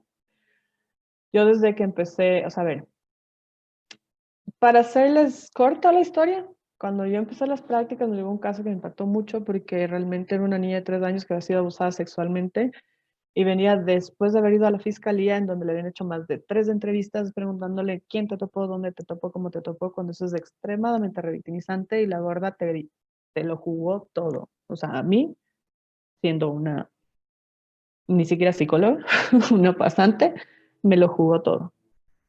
Obviamente, como una pasante no puede atender el caso, lo remití a la Fundación Fabián Ponce, que maneja de manera integral todos estos casos, y ahí se me prendió el foquito de esto hay que cambiar. O sea, no pueden haber peritos así.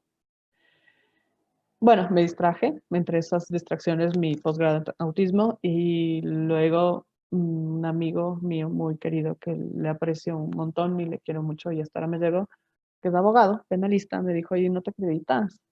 Y en esa época acreditarte era tan simple como mandar una carta al director del Consejo Adjudicatorio y decir, me quiero acreditar. Entonces lo hice. Y una vez acreditada empezaron a llegar casos y era, ya, y hablaba con mi amigo, ¿y esto cómo hago? Así me dice, Pili, no sé, o sea, tú eres la psicóloga, entonces ya tocó como que, como les digo, aprender a nadar sin saberlo. Como estaba ya registrada en la lista de peritos, llamaron a entrevistas al Instituto de Criminología, mi carpeta pasó y fue la entrevista personal. El director de ahí era un sociólogo y abogado. Y él, digamos que me dio tips de cómo se hacían las cosas, pero nunca me explicó bien cómo, tomando en cuenta que yo tengo dislexia, yo lo que más me aterraba era cómo estaba escribiendo sus informes. Entonces él, por suerte, sí me ayudó así, tipo, Pili, ya cálmate, yo leo tus informes para que no escribas todo al revés por cómo hablas. Y así fui aprendiendo cómo a estructurar un poco las cosas y nada, o sea, obviamente lo primero que leí fue sobre psicología jurídica y forense. Hay un manual de Miray López que es muy bueno, que les recomiendo que lean sobre psicología jurídica y forense. De ahí empecé a leer full sobre criminología, psicoanálisis y criminología. Algo que me ayudó súper, o sea, me gustó mucho, es el libro se llama Crimen y Castigo, si no estoy mal, de Foucault, creo. Vigilar y castigar. Bueno, ya me voy a acordar. Pero te habla sobre el panóptico y cómo es la dinámica justamente dentro de los temas de rehabilitación en la cárcel. Y no sé si les ha pasado que es como que cuando van a un lugar así no sepan nadar, ni leer, ni escribir, ni nada, es su espacio, es como sentirse en casa. O sea, como que empezaron a pasar tantas cosas en función de lo que estaba haciendo que me sentía tan cómoda. Y era como que, I born for this. O sea, yo nací para esto, ¿cacha? Obviamente en mi entorno todo el mundo me decía tipo, no, es que es súper peligroso, es que vos que haces todas esas cosas. Y una de las cosas que se olvidó decir Ana Paula en mi referencia de curso, que aparte de todo también estoy un poco loca.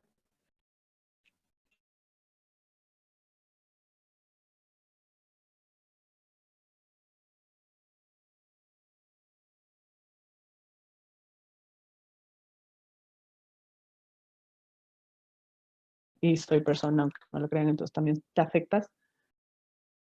Pero más o menos para no seguirles alargando el cuento, por ahí ha sido mi camino para poder llegar a lo que ahora sé. Formalmente hablando, si quieren saber mis títulos, solo tengo dos. Y el de posgrado no está registrado, así que solo tengo uno legalmente hablando. Pero no soy muy de las personas que creen en los títulos, por más que la ley te exija.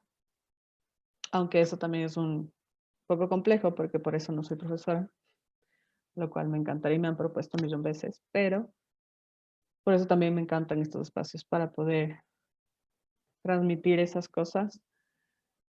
A ver si en algo de ustedes también se despierta y van por ahí y generan la formalidad que se requiere para poder generar mejores criterios. O sea, siempre he sido una persona que nunca me guardo lo que sé, porque ¿de qué te sirve? Entonces, así mismo como yo fui aprendiendo, trato de explicar al resto todo lo que sé, para que luego conversemos y me refuten y yo feliz de la vida. ¿Me explico? Ya no sé si tengamos un poco de más de tiempo, porque ya creo que me fui de largo. Ah, sí. Si tienes tiempo, podemos nosotros aún. Igual falta una pregunta más. Dale una pregunta más y ya me voy porque si no me atraso a mis clases. Ok, perfecto, gracias. La última pregunta sería, ¿una mujer puede cometer feminicidio? Sí, no es un tema específico de los hombres. Una de las cosas súper interesantes que me he dado cuenta este último tiempo es que nuestra cultura ampliada también se representa en las minorías. En las comunidades LGBTI hay un montón de machismo y es impresionante. Y es justo cuando yo di hubo un evento de femicidio que di en el 2018, me parece. Y ahí estaba uno de los abogados que yo más admiro de este país, que es el Javier Andrade, que es profesor de la San Francisco de Derecho Penal. Y él te explicaba esto y decía que sí, que las mujeres también pueden cometer femicidio. El delito no te dice que sea un hombre que mate a una mujer por el hecho de ser mujer. El delito te dice que estás matando a una mujer por el hecho de ser mujer. Y hay muchas relaciones de pareja en las dinámicas homosexuales que se generan en función. Hay algo tan estúpido que recién me vengo a enterar, porque no sé, así es la vida, que en la relación homosexuales en general se habla de la parte activa de la pareja y de la parte pasiva de la pareja. Digamos que en el hombre se entiende, o sea, al menos en el hombre como que le entendí un poco mejor, sin querer ser vulgar ni nada, la parte activa es la que da y la pasiva es la que recibe. Pero en la mujer sí me puse a pensar y dije, a ver, ¿cómo? O sea, no, no estoy entendiendo, necesito una explicación un poco más amplia. Y bueno, más allá de que también se da un tema de quién da y quién recibe, es también un tema de roles. Y los roles se manejan en función de quién es más macho, quién no. Y en la de hombres también se maneja así. O sea, quién es el más macho y quién no. Y entre dos mujeres también. Y eso generan dinámicas de poder. Y esas dinámicas de poder generan una de estructura machista. Y esa dinámica de poder que genera una estructura machista de control puede generar este tipo de delitos también. El delito no te dice que es un hombre que mata a una mujer por el hecho de ser mujer, te dice que es O sea, el femicidio es dar muerte a alguien por el hecho de ser mujer, en donde hubo una dinámica de poder que se evidencie. Y eso no solo se da, es más, en relaciones de pareja. Eso también se puede dar en relaciones laborales. Eso también se puede dar en relaciones de amistades. Entonces, no están excluidas las mujeres que puedan ser femicidas de los hombres. En mi experiencia no hay muchas, pero no por eso se excluyen. Una de las cosas que yo me he dado cuenta es que hay muy pocas mujeres perversas, pero cuando son perversas, hijo de madre. O sea, de lo que yo he visto y analizado, o sea, digamos que de 10 hombres perversos hay una mujer perversa, pero realmente es impresionante el nivel de manipulación, control y desprecio que una mujer perversa puede generar cuando comete un delito y cuando expone su perversión. Porque en las dinámicas de violencia y de agresiones, cuando una mujer es la que ejerce la agresión, es tan manipuladora que ella sí le convence a la víctima de que es realmente responsable de todo lo que pasa. Entonces, por lo general, no llegan a judicializarse esos delitos. ¿Me explico? Es bien complejo. Es interesante, muy interesante, pero es bien complejo. Listo. Muchas gracias, Pilar, por compartirnos todos tus conocimientos y bueno, por esta charla espectacular. Muchas gracias, aparte por formar parte de la Semana de Psicología. No, muchas gracias a ustedes y como les dije, estoy a las órdenes de cualquier cosa que necesiten y gracias por la invitación. Cualquier otra duda que tengan o requieran, no sé, ahí me escriben cualquier cosa o podemos generar otra charla de estas, tal vez hacerlo un poco más dinámico y hacerlo tipo foro, porque si no se quedan con un montón de interrogantes, pero estoy encantada de poder comunicarme con ustedes, que me escuchen y por la invitación. Muchísimas gracias. Sí, gracias a ti, Pilar. Igual con lo que nos comentas sería una buena idea para plantearlo a futuro, porque la idea era una hora y nos llevamos más de una hora. Entonces sí sería bueno plantearlo a futuro y muchas gracias por tu apertura y por estar aquí abierta a respondernos todas las dudas. Muchísimas gracias. No, a ustedes les mando un abrazo. Cuídense mucho. Chao, chao. Igual, quédate, chao. Y ahí te escribimos para que nos mandes la información para nosotros compartirles en el grupo a los chicos. Sí, perfecto. Hágame acuerdo nomás porque me olvido full. Sí, perfecto. Chao, cuídense. Chao.